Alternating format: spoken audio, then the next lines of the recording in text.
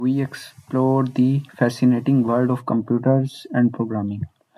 We will learn how we interact with computers, how they process information, how data is stored, how problems are planned using flowcharts, and finally, an introduction to C++ programming. By the end, you will have a clear understanding of these core computer concepts.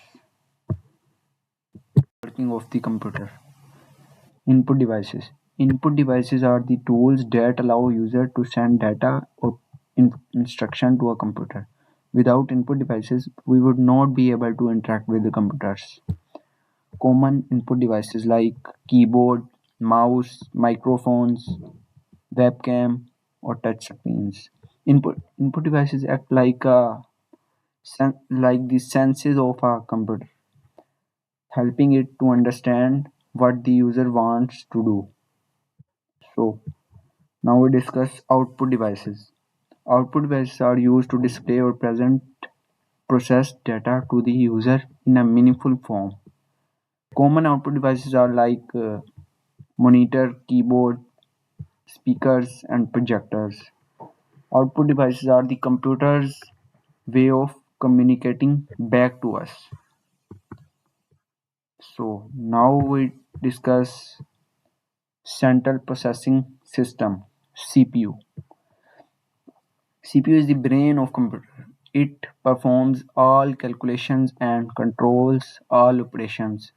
The CPU works in three main steps: fetch, decode, and execute. Modern CPUs can perform billions of instructions per second. CPUs can be single core or multi-core. Now we discuss storage devices. Storage devices store data, information,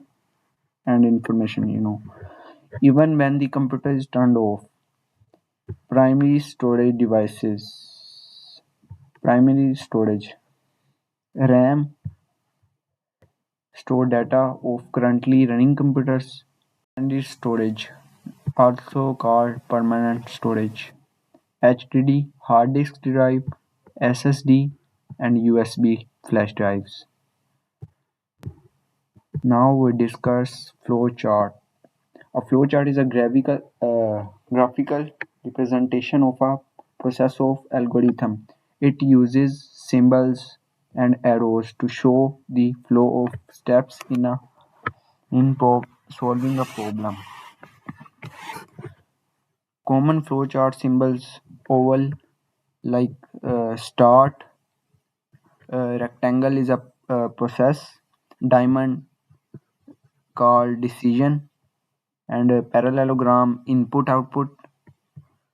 Arrow is flow of control.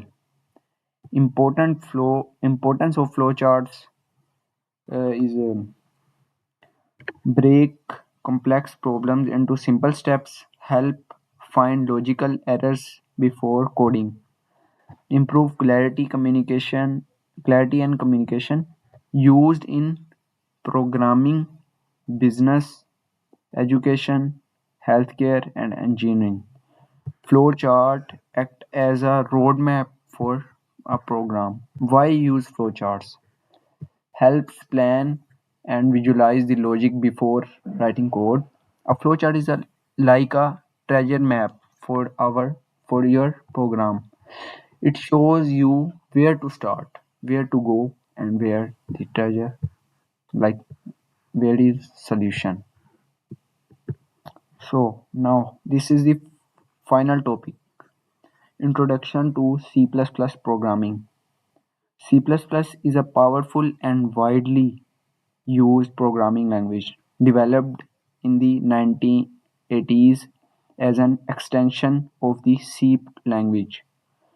Its key features are object-oriented programming, high speed and efficiency, rich standard template library, low-level hardware control. Its applications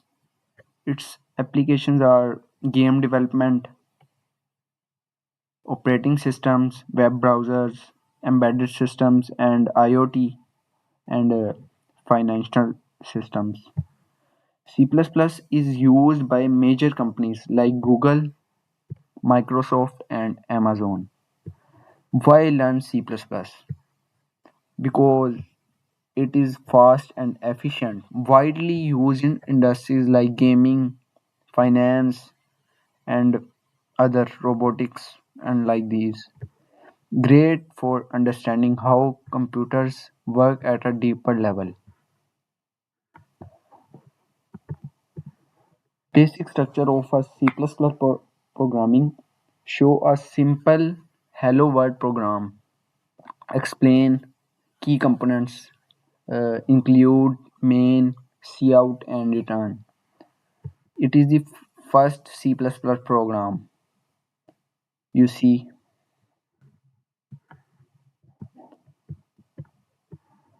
system software, operating systems, window, and other.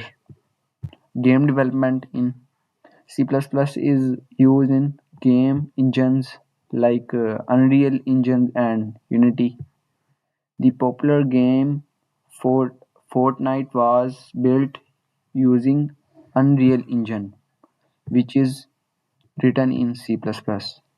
Its applications are software like Adobe Photoshop, Adobe Illustrator, and Microsoft Office use C++ for performance critical parts. Embedded systems like IoT based embedded systems.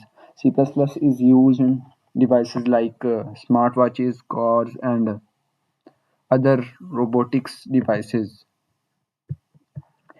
So, in this video, we discussed how computer work, input, processing, output, and binary, and flowcharts, a visual tool for planning programs, and lastly, C++, a powerful language used in gaming, software, and more.